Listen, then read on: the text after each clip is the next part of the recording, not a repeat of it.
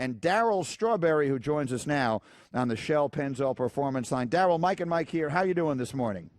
Great, Mike and Mike. How you guys doing? Doing well, thanks. We are doing extraordinarily well. But for those of us who grew up with this team and grew up watching you play, we feel like we know absolutely everything there is to know about Darryl Strawberry. What is it we're going to learn tonight? Give us a taste of what we're going to learn tonight that we didn't know. I think everybody think they know everything from the perspective of everyone else talking about who we were and what we were all about. But I think people don't really know the depth of our struggle, our pain, our issue. My pain led me to my greatness, and my greatness led me to my destructive behavior.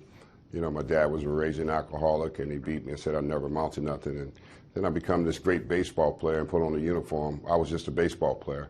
I was never a man. I was just a guy that could hit home runs and do great things on the ball field. But I always wanted to figure out, you know, the purpose of life, why I was created, what is this really all about? Because life is more than just being a baseball player and playing sports. It's more than to be a person of purpose. And I always dreamed about that, and here it is. I sit here today, and this film we do, we get to tell the truth about ourselves, and it's raw, it's real.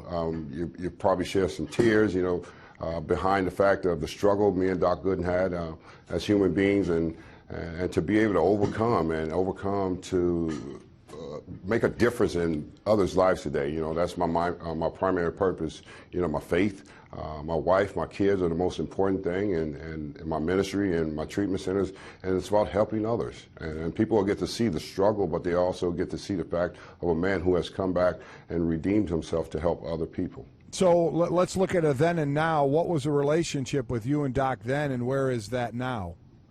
Well, the relationship was a teammate. Doc wasn't my best friend. You know, Eric Davis was my best friend. I grew up with Eric Davis. But my dear friend Gary Green, who lives here in New York City, approached me and asked me would I be interested in doing a 30 for 30 ESPN. I didn't really want to get involved in that because I've been away from baseball for so long. And he pulled me and Doc together, and he knows us well. And he asked me would I participate in this film with Doc and sit down, and we can really share, you know, who we are and what happened and how it was, you know, being young, playing in New York, and the temptations of New York, all the things that come along with it, the drugs, the women, the womenizing, the cheating, the lying, all that was a part of who I was. And, you know, when we came back together, it was just a good feeling to sit down and actually really talk about how it really was, you know, what we accomplished. I think a lot of people saw a lot of the destructive behavior, but there was a lot of things we did accomplish good on the field as teammates, and I'm always grateful for that. Doc and Darryl tonight, 9 Eastern on ESPN, two of the most talented players at their respective positions that ever lived, and you'll talk about it tonight, some of the struggles. What do you think you cost yourself looking back on it? You were an 8-time All-Star. You won 4 World Series. You had a fine career. But there are many who know more about the sport than I do who will say you had as much ability as anybody that ever lived. Looking back on it, what do you think you could have done under different circumstances? Well, I think if I'd have been, you know, educated about life a little bit better, I probably could have ended up in Cooperstown, no question about it, and Doc could have ended up in Cooperstown. When I think about the pitfalls of life that I fell through, is because of the pain. I think people think because you're successful and you're rich and you live behind the community gates, you should have it all together. That's not the case. You know, there's real issues. There are things you never deal with from your childhood, and they eventually are going to play out in your life. But I felt like, you know, we were both on our way to Cooperstown, but we ended up in handcuffs and shackles and ended up in Florida State prisons because of addiction. Addiction is real. It destroys many lives. We're just fortunate to still be alive here today because you see so many die, and I see so many go through the same problems I go through when I go down to my treatment center and do groups, and I see the same thing, that people's lives matter. They're not a mistake. They have made mistakes just like me and Doc, and that's what they will see in this film.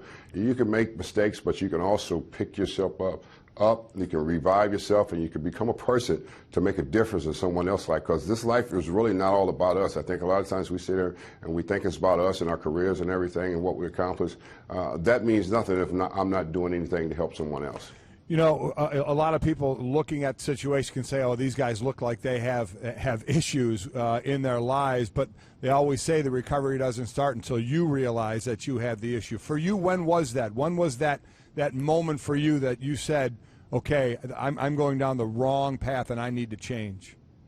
Well, it's a little about 13 years ago. You know, I met my wife Tracy, who's my wife today, and she's in recovery, and she has over 15 years now, and I have over 13. And we met, and I was a train wreck. You know, she was pulling me out of drug houses. I was shooting dope and smoking crack, and she was pulling me out of places and saying, "You're going to live. There's a purpose for your life." And I didn't see it, but she saw it. Someone else saw it. And, you know, that's the gift of what recovery comes to, when someone else can see the gift that's inside of you. And she saw it, and she pulled me out and said, "We're going to get out of here. We're going to go to St. Louis." And I went to St. Louis 13 years ago, and I started living a quiet life in the Midwest, where I wasn't around the media. She told me, "Take off the uniform. You're not a baseball player anymore. Your name is Darryl Strawberry. You need to learn how to live life and live in principles, live in the biblical principles of life, and change your ways and the way you live." And it was a remarkable time of my life, because my whole life got transformed in that, because I got serious about my walk. I got serious about my ability to help someone else. First, I had to take care of me before I can. It's got to be a me before it's a we. And anything in anyone's life, you got to take care of yourself, where you're able to go out there and then make a difference in other people's lives. So that's really what happened to me.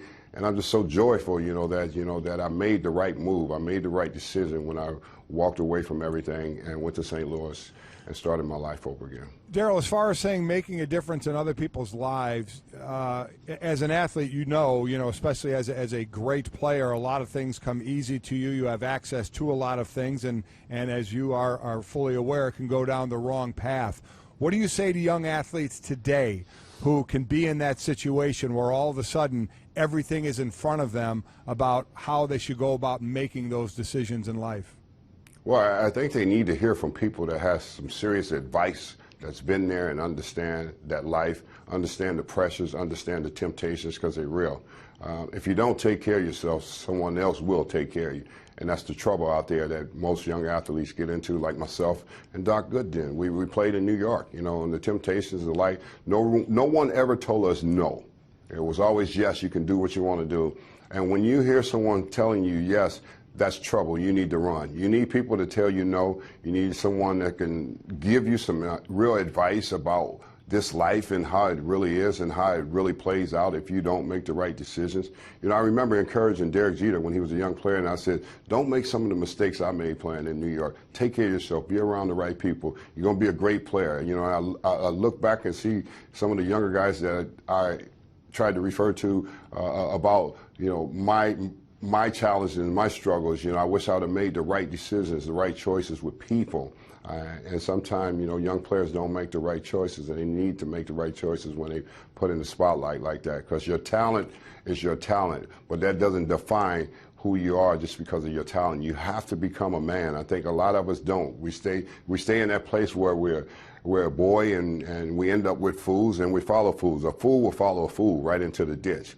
If you got someone that's not going where you're going, you need to run away from them. And I wish I would have kind of grabbed a hold of that when I was playing. There were a lot of people around me, but they really wasn't going where I was going. I didn't realize that, and I fell into all the pitfalls of life.